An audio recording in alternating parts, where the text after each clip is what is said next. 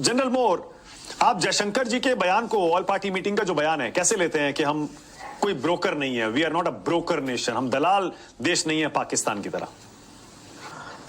Situation खराब होती जा रही है, आपको पता ही है। और तकरीबन 27 दिन के बाद ऑल पार्टी मीटिंग हुई, जो कि पहले हफ्ते में होनी चाहिए थी, क्योंकि क्राइसिस देश के आगे बहुत जबरदस्त है कि एलपीजी की है और फ्यूल की है, फर्टिलाइजर्स की है, हमारी बहुत सी इंडस्ट्री जो बंद हो रही हैं, हमारे लेबर की प्रॉब्लम्स, हमारा सबसे ज्यादा चोट हमारे देश को पड़ी है। तो शायद ये 15-20 दिन पहले मीटिंग होती तो अच्छा था।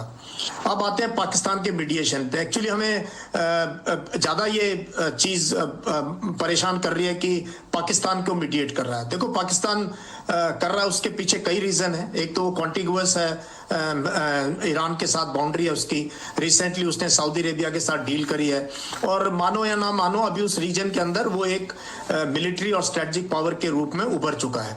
तो हमें उसके बजाय हमें जोर देना चाहिए कि भारत के ऊपर क्या असर है। हमारे ऊपर ये तेल का जो है, कभी रशिया से ले लो, अब बंद कर दो, टैरिफ लगा दिए, ईरान से हमारे को इतने साल से बना के आप कहता है ईरान से भी ले लो। मतलब हमारी जो स्ट्रेटजिक ऑटोनॉमी है, हमारी जो पोजीशन है, और जिस प्रकार से हमने इस लड़ाई को देखा, हमने एंटिसिपेट नहीं कर पाए, और जैसे ये इवेंट प्राइम मिनिस्टर के इजराइल दौरे से लेके और जैसे जैसे इवेंट जो है ये चलती गई आगे, मुझे लगा कि हम एंटिसिपेट नहीं कर पाए और हम हमेशा रिएक्टिव मोड में थे।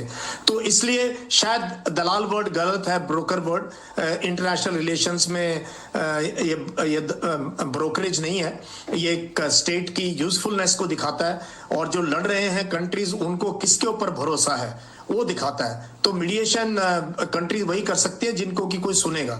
सो आई थिंक ब्रोकर और दलाल वर्ड की बजाय we should ignore that, we should see कि हमारे ऊपर क्या इंपैक्ट है और हम कैसे अपने देश की समस्याओं को हल करें। फोकस वो होना चाहिए ऑल पार्टी। जनरल मोर, यही तो एग्जैक्टली सरकार का यही कहना है जनरल मोर, कि हम तो अपने इंटरेस्ट देखेंगे, हम अपने प्रॉब्लम्स को देखेंगे, हमें किसी के बीच मीडिएशन करने में कोई इंटरेस्ट नहीं है। जिनको करना है वो करें, जिनको ब्रोकर बनना है वो बने। यही जयशंकर जी कहना चाह रहे हैं। भारत सरकार का इंटरेस्ट अपने लोगों का, अपने देश का इंटरेस्ट बचाने में है। नहीं, वो ठीक है, लेकिन डिप्लोमेसी में ऐसे शब्द कम इस्तेमाल होते हैं। और दूसरा, हमें क्लियरली हो जाना चाहिए, क्योंकि सबने कंडेम किया। स्पेन के प्राइम मिनिस्टर ने तो फिर से कंडेम किया है, और वर्ल्ड के लीडर्स कंडेम कर चुके हैं। सऊदी अरेबिया ने, पाकिस्तान ने, बांग्लादेश ने, सबने कंडेम किया Israel US attack on Iran. Unequivocally सब देशों ने कंडेम किया, हमने नहीं किया। हालांकि जब अगर देखा जाए तो इस जंग की शुरुआत में जिस तरह मोदी साहब जो है वो इसराइल से होकर आए, और उसके बाद जिस तरह जंग शुरू हुई, और जो किरदार इंडिया ने अदा किया एक 22 रोल का, तो जिस तरह दीगर मुल्कों ने जो है वो इस पूरी जंग में अपना किरदार अदा किया एक मुतदल रहने का, वो उस तरह इंडिया ने अपना किरदार इस जंग में अदा नहीं किया, जिसकी वजह से इंडिया का जो है वो कोई रोल इसमें बनता नहीं नज़र आ रहा था। और मोदी सरकार की जो है वो ये फ्रस्ट्रेशन है जो कि वो साफ दिखाई नज़र आ रही है। आप कौन सा देश है जो नहीं करेगा इसको कंडेम? रशिया ने किया, चाइना ने किया, because it was a blatant use of military power, जिसका कोई मतलब नहीं था। 27 तक बातचीत चल रही, 28 को अटैक कर दो। तो I think as a BRICS chair also हमारा फर्ज बनता था इसको कंडेम करना, वो वी मिस दैट बस। अब क्या है, तो आपको लगता है मतलब इंडिया को मीडिएशन की कोशिश करनी चाहिए थी और अभी भी करनी चाहिए, ये आप कह रहे हैं? नहीं, हमारी देखो, रियलिटी जानना बहुत जरूरी है, अपने आप को शीशे में देखना, अपना गिरेबान में झांकना। हमें अभी हमारे पास इतनी समस्याएं हैं। I don't think we have a position. Mediation करके और कोई हमारी नहीं मानेगा तो कैसे उसको फिर then that for a stature of our stature, specially as BRICS chair, या तो हमें शुरू में इनिशिएटिव लेना था एज ब्रिक्स चेयर को कंडेम करके, और ब्रिक्स की जो कंट्रीज को इकट्ठे करके और उसमें मध्यस्थता की बात करनी। Now we have miss that bus. अब नहीं, हमें इसमें पढ़ना भी नहीं चाहिए और ना ही जरूरत है पढ़ने की। हमें देखना चाहिए कि हम अपने गरीब लोगों की मुसीबतों को कैसे हल कर सकें, और कैसे ये ऑयल पे हमारी जो डिपेंडेंस है, स्टेट ऑफ हॉर्मूज पे हमारी जो डिपेंडेंस है, मिडिल ईस्ट पे डिपेंडेंस है, कितनी जल्दी लड़ाई खत्म हो। हमारा सारा जोर इस पे होना चाहिए कि हम प्रेशराइज करें कि लड़ाई जल्दी खत्म हो। हमारे लिए संकट बहुत गहराता जा रहा है। ओके, मतलब आप जनरल मोर ये कह रहे हैं कि अब सरकार का जो स्टैंड है, आप उससे अग्री करते हैं, इत्तेफाक रखते हैं कि अब मीडिएशन में हमको नहीं पढ़ना चाहिए, हमको अपना इंटरेस्ट देखना चाहिए। एब्सोल्युटली वो चला गया मीडिएशन का भी। अब तो वो बस निकल चुकी है, अब कोई मतलब ही नहीं है मीडिएशन का।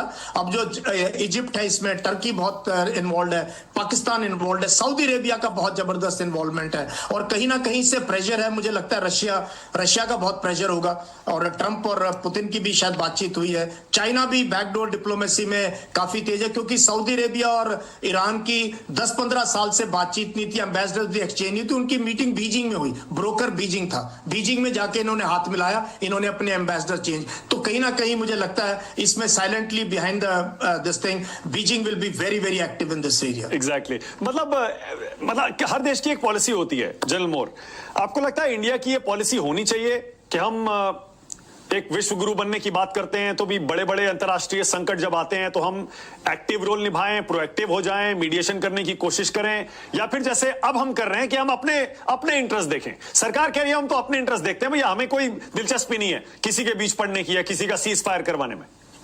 नहीं, सीज फायर तो करा नहीं सकते, लेकिन हम कंडेम कर सकते थे। हम आयतोल्ला खमैनी के असैसिनेशन को कंडेम कर सकते थे।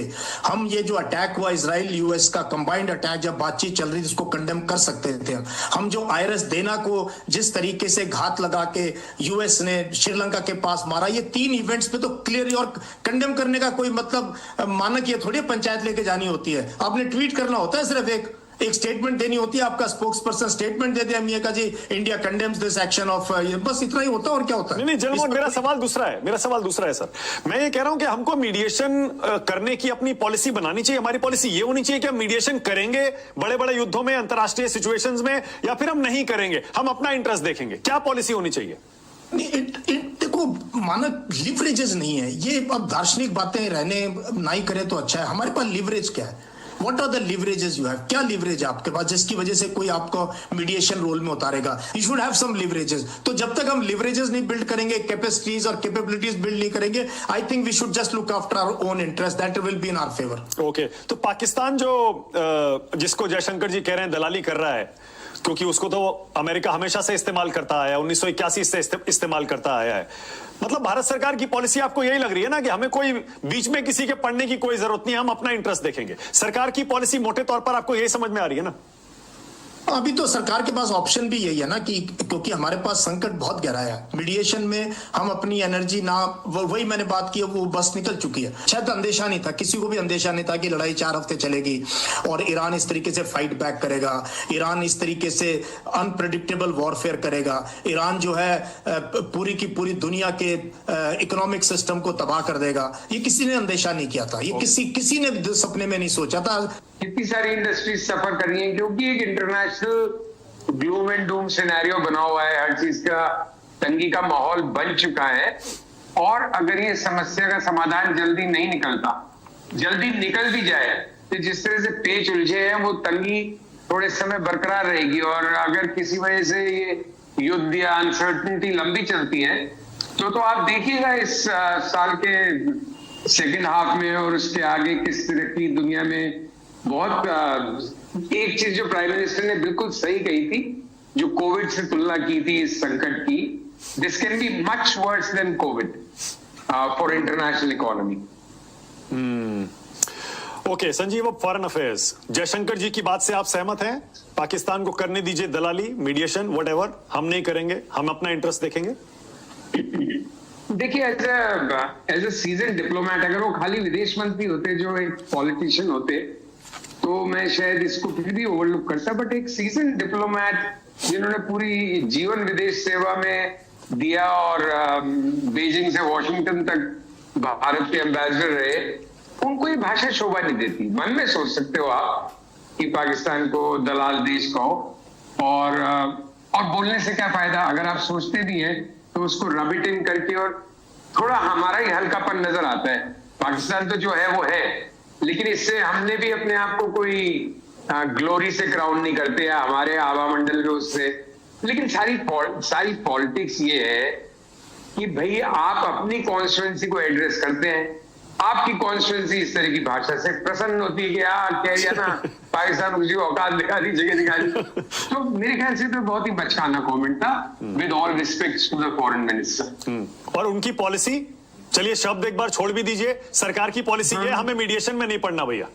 भाई ये मानक आपका आज का फेवरेट सवाल है ये आपका, कि हमें अपने काम से काम रखना चाहिए, अपने हितों को सर्वोपरि रखना चाहिए या मध्यस्थता पढ़ना चाहिए। हाँ। मेरे हिसाब से with respect to you also, हाँ। मेरे ख्याल से सवाल में ही विरोधाभास है। मतलब आप तो मध्यस्थता को ऐसे कर रहे हैं कि जैसे आप दूसरों की पंचायती में क्यों फंस रहे हो, अपने काम से काम क्यों नहीं रखते, अपना घर क्यों नहीं संभालते। देखिए पहली बात तो ये है कि हमारी मध्यस्थता करने की हैसियत नहीं है, इसलिए हम मध्यस्थता नहीं कर रहे। अगर हमारी होती तो हम मध्यस्थ होते। और दूसरी चीज ये थोड़ी आइदर और सिचुएशन कि अगर आप मध्यस्थता नहीं करेंगे तो अपने हितों की सुरक्षा नहीं कर पाएंगे।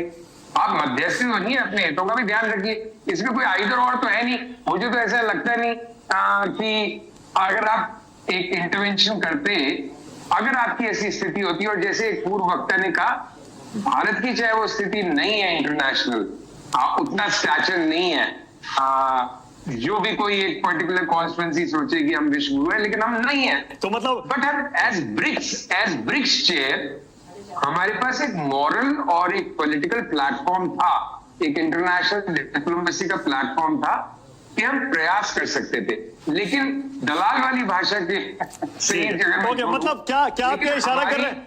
हाँ, क्या आप ये इशारा कर रहे हैं कि क्या आप ये इशारा कर रहे हैं संजीव के? मैं पहले साफ बोल लूं कि मैं क्या कह रहा हूं। हाँ। मैं कह रहा हूं लेकिन एक ऑनेस्ट ब्रोकर बनने की भी हम पोजीशन में नहीं है, क्योंकि हमारा झुकाव शुरुआती दिनों में इस लड़ाई में बहुत ज्यादा हम इजराइल और यूएस की तरफ झुक गए, जो हमसे एक मिस्टेक हुई। अब हम कोर्स करेक्शन कर रहे हैं, जिसको मैं सलाम करता हूं, जिसका एप्रिसिएशन होना चाहिए। मतलब हम गलती पे गलती तो नहीं कर रहे, भूल सुधार का प्रयास कर रहे हैं। Okay. और and Indian foreign policy actually एक बहुत ही इस समय रेजर्स एज पे है। एक्चुअली हमारी प्रॉब्लम है, हमारी जेन्युइन प्रॉब्लम है। अमेरिका के हम सगे बनना चाहते हैं, लेकिन अमेरिका पाकिस्तान का सगा है। हम दूसरी तरफ कैसे जाएं? उस तरफ तो चीन है, रूस चीन का सगा हो गया है। तो एक्चुअली हमारा कोई बड़ा राष्ट्र सगा रहा ही नहीं है दुनिया में। हम किसी पे डेफिनेटली काउंट नहीं कर सकते। और इसमें इस सरकार या पिछली सरकार या अगली सरकार की गलती नहीं है। ये कुछ बॉल या डाइसी इस तरह से रोल हुई है अंतरराष्ट्रीय शतरंज की बिसात पे कि आज हम अपने आप को अकेला पा रहे हैं। Okay. So I just want to, but that is the way the dice has rolled. ठीक है। और All right. अनफॉर्चुनेट है हमारे लिए कि हम लार्जर स्टेज पे, ग्लोबल हाई टेबल पे आइसोलेटेड है असल में तो। लेकिन हमारी सिर्फ इतनी सी गलती है कि हम वो मानने की बजाय और स्वीकार करने की बजाय ये छाती ठोक ठोक के कहते रहते हैं कि हम तो विश्व गुरु हैं। तो मतलब ये बस अजीब बात लगती है। क्या आप ये कहना चाह रहे हैं कि भारत मीडिएशन करना चाहता है, मध्यस्थता करना चाहता है, लेकिन कोई पूछ नहीं रहा? क्या आपका ये कहना है? देखिए अब क्या हो, पछताए जब चिड़िया चुग गई खेत। अब आपके पास कोई वैसा अवसर ही नहीं आने वाला। आपने खुद ही अपने अवसर को खो दिया जब आप किसी एक व्यक्ति के पीछे जाके बिछ गए। आपको बिछना नहीं चाहिए था, आपको सीधा भारत की जो निरंतरता विदेश नीति की रही है, और हमारा कैपिटल पाकिस्तान से तुलना होगा। हम जितने बड़े नेशन है, विश्व में सबसे बड़े प्रजातांत्रिक, सबसे बड़े जनसंख्या वाले देश, फोर्थ इकोनॉमी हमारी है, उसके बाद भी हमको यदि कोई ना पूछे और हमारा सबसे ज्यादा हानि हो रहा है, रेमिटेंस का हानि हो रहा है, एलपीजी का संकट। अभी किसी ने एक बोला था कि अब होत क्या जब चिड़िया चुग गई खेत। उसी के ऊपर मैं एक दो लाइन बोलता हूं कि बेगानी शादी में मुल्ला दीवाना। अब ये बेगानी शादी है, और ये बेगाने लोग जो हैं बहुत बड़े बड़े लोग हैं, अमेरिका, इजराइल, ईरान, जिनके पीछे चाइना, रशिया ये है। तो ये बड़े बड़े बेगाने हैं। इसमें अगर हम मुल्ला बन के और बीच में दीवानापन करें तो हमारी खुद की क्षति होगी। जी हाँ नाजरीन, किस तरह जो है इंडिया का इस पूरी जंग में किरदार रहा, वो पूरा सपोर्ट करता रहा इसराइल को।